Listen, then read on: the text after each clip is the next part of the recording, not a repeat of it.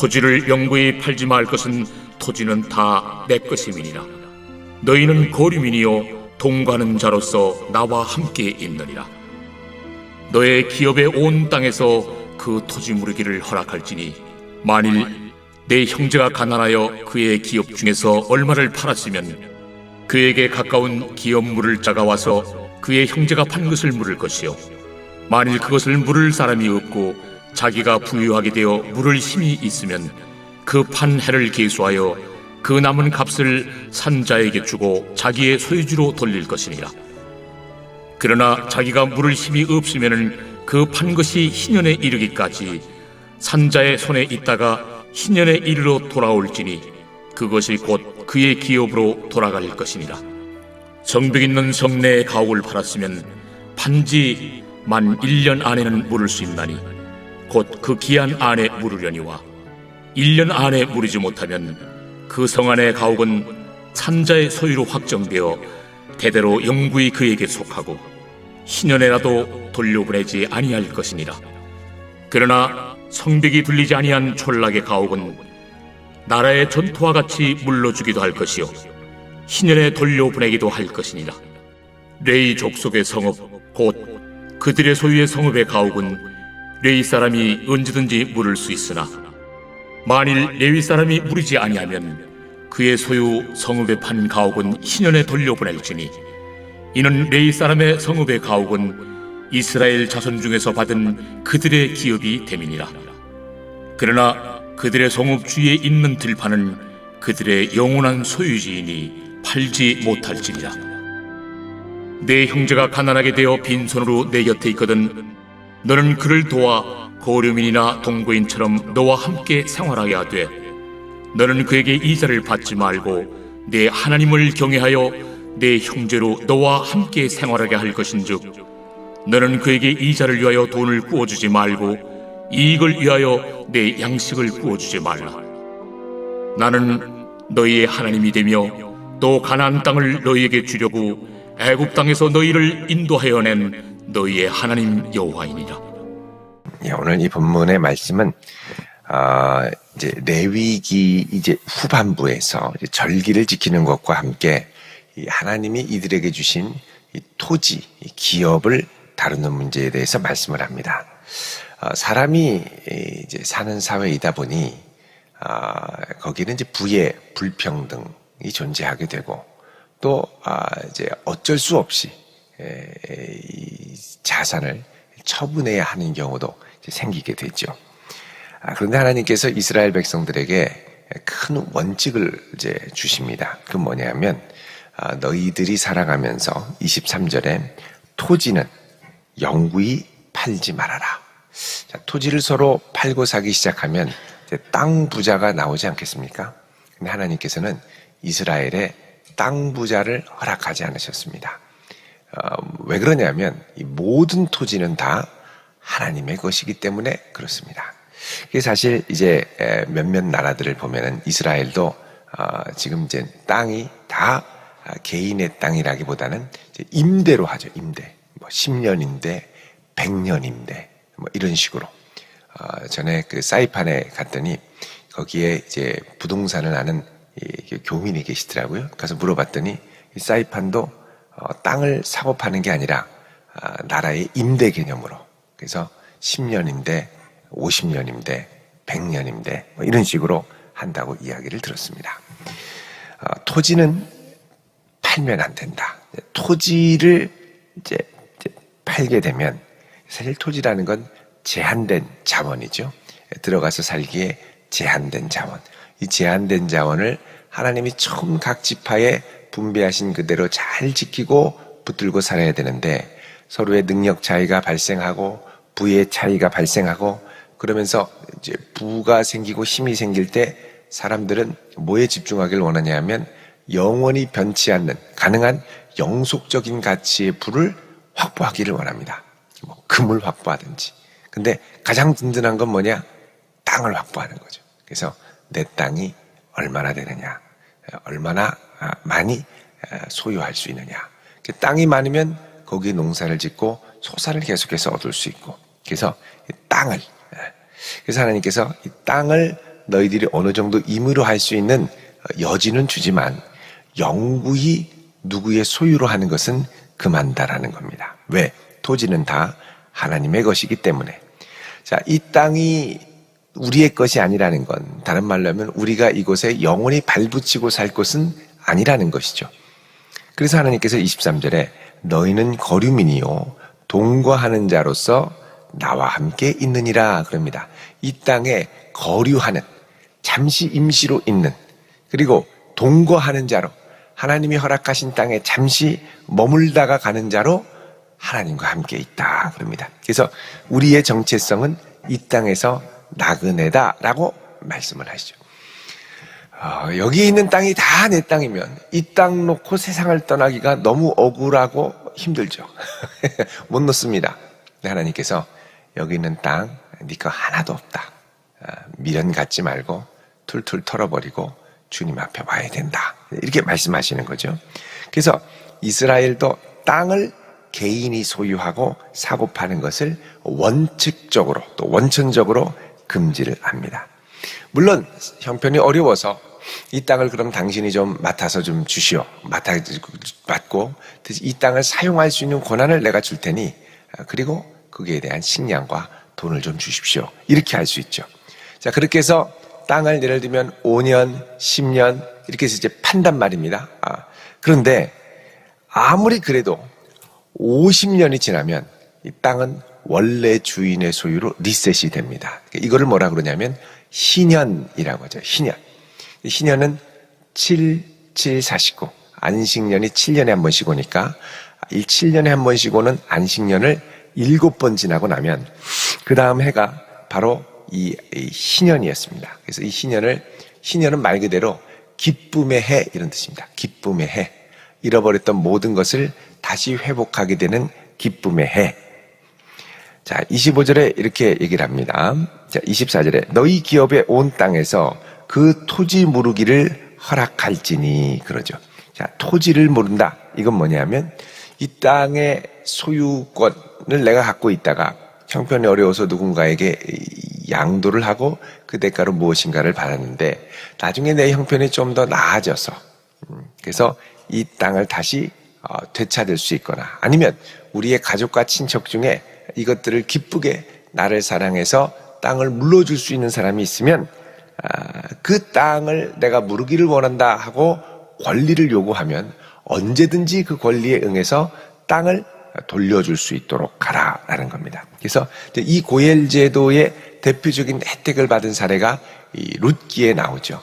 그래서 보아스가 룻을 위해서 기쁘게 땅을 물려주지 않습니까? 그래서 그 토지 무르기를 허락하는 것.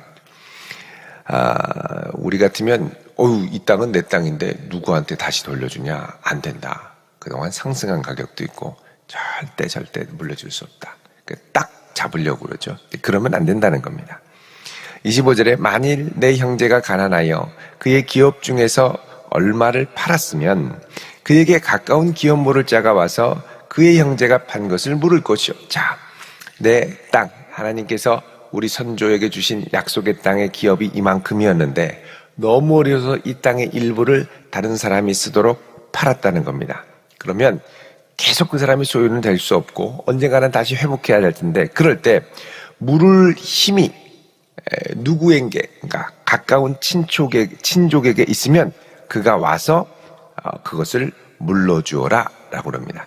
그러니까 이 친족과 가까운 이웃에게 이제 의무처럼 부과되는 것 중에 하나는 뭐냐? 누군가가 와서 고해를 요청할 때, 기업을 다시 물러달라고 할 때 물을 수 있는 여유가 있어야 한다는 것이죠. 이제 형제된 자의 의무이기도 했습니다.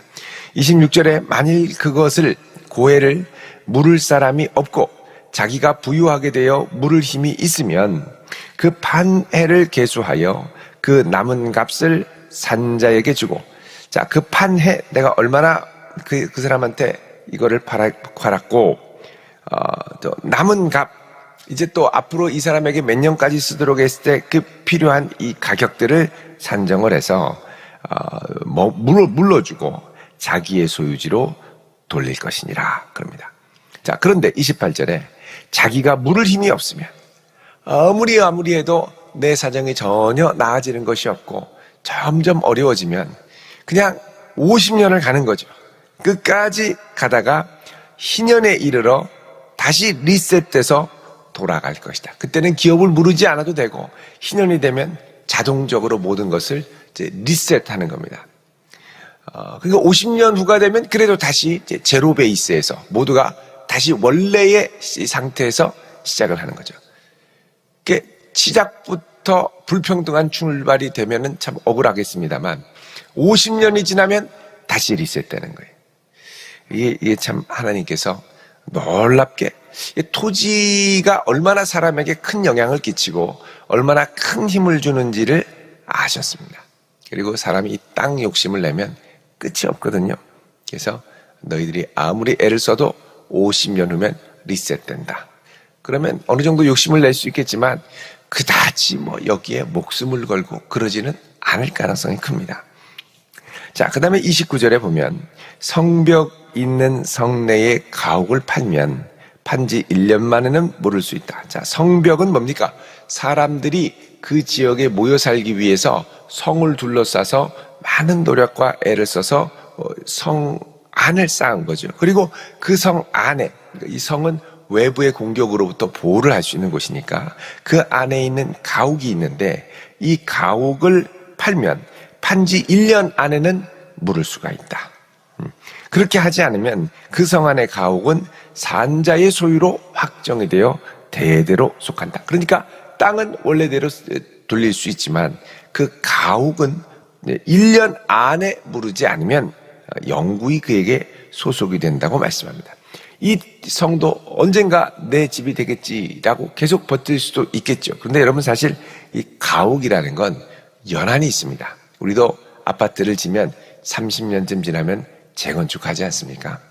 그러니까 이게 50년 집을 짓고 50년 이상 계속되기도 만만치는 않습니다. 게다가 그 당시 집은 벽돌로 졌습니다만 이게 50년, 100년 그렇게 많이 가지는 않았고요. 또 전쟁이 있으면 얼마든지 허물어졌고 그래서 50년을 따지는 게 아니라 여기서 애를 써서 집을 졌으면 그 사람에게 속한 집이 된다라고 말씀합니다. 그런데 예외가 있는데 예외는 뭐냐? 이 성벽이 둘리지 아니한 촌락의 가옥. 성벽이 둘리지 않았으면 외적의 대적의 침입에 쉽게 노출되는 것이죠. 다른 말로 하면 땅과 함께 있는 가옥들입니다. 자, 이런 것들은 물려주기 하고, 그러니까 성읍으로 안에 안전하게 쌓아서 모여 사는 곳. 이곳은 사실은 이 성읍이 내 땅이다 라고 말하기가 쉽지가 않습니다. 모여 사는 곳이기 때문에 단 토지는 하나님이 지파에게 분배해서 농사 지을 땅을 따로따로 주셨겠죠. 그러니까 모여 사는 이곳에서는 이 희년의 제도를 이제 땅과 정확하게 일치가 되지 않기 때문에 그런 식으로 여유를 두셨고요. 자, 그 다음에 성읍의 가옥은 레위 사람들이 물을 수가 있다. 언제든지 물을 수 있다. 그러니까 이 레위인들에 대해서는 성읍의 가옥도 언제든지 물을 수 있도록 하나님이 배려하셨습니다. 그 이유는 뭐냐? 레위인에게는 땅이 없기 때문에. 레위인에게는 하나님이 기업이 되셔서 이스라엘 전역에 흩어져 있는 48개의 성읍에 레위의 촌락들이 있게 됐습니다. 그래서 레위인이 그 안에 같이 살았는데 그때는 기업 무르는 것들이 언제든지 레위인이 요청할 때 가능할 수 있도록 그렇게 하나님께서 말씀하십니다. 자, 그 다음에 이제 35절부터는 이제 이자에 관한 부분입니다. 이자. 요즘 이자가 많이 오르죠. 이자. 35절에 내 형제가 가난하게 되어 빈손으로 내 곁에 있거든 너는 그를 도와 거류민이나 동거인처럼 너와 함께 생활하게 하되 그에게 이자를 받지 말아라. 얘기를 합니다. 또 함께 생활할 때 37절에 이자를 위해 돈을 구워주지 말고 이익을 위하여 양식을 구워주지 말아라. 자, 이자. 요즘 문자에도 가끔씩 코로나로 저금리로 돈 갖다 쓰세요. 이런 광고 문자들이 가끔씩 오죠. 요즘에 그런 거에 보이스피싱이 많아서 그거 잘못했다가는 큰일 난다고 합니다. 어쨌든 이 이자 같은 경우는 이제 돈을 빌려주는 사람에 있어서는 정당한 대가로 생각할 수 있죠. 그러나 너무 힘들고 어려워서 돈을 빌려 쓰는 사람의 입장에서는 이 이자가 예를 들면 5%, 7%, 10% 이렇게 되면 정말 부담스럽고 살아가기가 만만치 않습니다. 근데 하나님께서는 뭐라 그러냐면 35절에 내 형제가 그랬죠. 같은 이스라엘 동족 간에는 고리로 이자 놀이를 해서 돈을 빌려가지고 그에게 꾸어주어서 그걸 통해 나의 삶을 영위하거나 이익을 보거나 하는 것을 주된 목적으로 삼지 말라는 겁니다. 하나님이 내게 재물 주신 것은 이걸 여기저기 많이 빌려줘서 내가 이걸 갖고 이익을 얻도록 해가지고 내 자산을 불리도록 하는 게 아니라 내게 하나님이 물질을 주시면 이걸 통해서 그의 삶을 다시 일으킬 수 있도록 쓰임받도록 하기 위해 이제 돈을 빌려주라. 또 돈을 이제 융통해라라고 말씀을 하죠. 그러니까는 너의 이익을 위해서, 이 이익을 위해서, 이자를 위해서 그에게 그렇게 하지 말라라고 말씀합니다. 자, 이런 거 보면 이 이스라엘의 사회는 아주 특이합니다. 부동산을 영원히 자기 소유로 삼을 수 없었고, 또 땅 주인이 요청하면 언제든지 그 기업을 물러줄 수 있었고요. 그리고 이자를 받는 것도 금지했습니다. 동족 간에 이자를 많이 받아서 이익을 취하고 그러지 말고 기쁘게 너의 형제들이 일어날 수 있도록 도와라 그럽니다. 자, 이런 거 보면 이스라엘은 약자들을 위한 배려가 많이 있었다는 것을 알 수 있습니다. 왜 특별히 이런 것에 집중을 했느냐? 이 연약한 이들도 다 하나님의 백성이고 하나님은 이들이 함께 모여서 서로를 차별하고 짓누르고 무시하고 멸시하는 게 아니라 모두가 다 한 마음으로 품고 한 마음으로 보다듬어주면서 같이 이런 어려운 상황을 이겨나며 하나님의 나라를 세워가기를 원하셨기 때문입니다. 그래서 결국은 이 모든 과정을 통해 세워지는 건 뭐냐? 약속의 땅에 든든하게 세워지는 하나님의 나라였다는 것이죠. 그래서 하나님의 통치가 우리 가운데 임할 때 우리는 우리의 이익을 과도하게 주장하거나 우리의 유익을 과도하게 주장하는 것이 아니라 이 땅의 나그네의 힘을 깨닫고 하나님의 백성들에게 사랑과 친절로 서로를 섬기는 자로 서야 한다고 말씀하십니다. 우리가 이 사회, 자본주의 사회죠. 자유 경제 체제 안에 살다 보면 이런 희년의 정신, 또 이웃을 사랑하는 정신을 자칫 깜빡깜빡할 수 있습니다. 왜냐하면 우리 주변의 사회를 보면 다 그렇게 살지 않거든요. 그러니까 이 말씀을 우리의 삶에 나름대로 적용을 하려면 나름대로의 이 파격적인 용기와 결단이 필요한 것도 사실입니다. 그러나 이런 것들을 통해서 하나님의 뜻이 더 잘 이루어지고 또 하나님이 우리 이웃을 향해 기뻐하시는 그 뜻을 따라 살 수 있도록 기도하며 걸음걸음 내딛는다면 우리의 작은 결단을 통해 하나님이 영광 받으시고 또 내 주변에 아름다운 하나님의 나라가 함께 세워져 가게 될 것입니다. 이렇게 기쁘게 우리의 걸음 모든 것을 하나님께 맡기며 나그네로서의 정체성을 갖고 이 땅을 힘있고 능력 있게 살아갈 수 있는 복된 성도 되시길 주의 이름으로 축원드립니다. 기도하겠습니다. 거룩하신 아버지 하나님 감사합니다. 우리 인생의 주인이 하나님이시고 우리의 걸음의 주인도 하나님이시며 우리 건강의 주인도 하나님이시고 우리의 토지와 재물의 주인도 하나님이심을 고백합니다. 주님, 우리의 걸음을 주님께서 든든히 붙들어 주셔서 주 앞에 기쁨이 되게 하시고 영광 돌리며 살아가게 하여 주시옵소서. 예수님의 이름으로 기도드립니다. 아멘.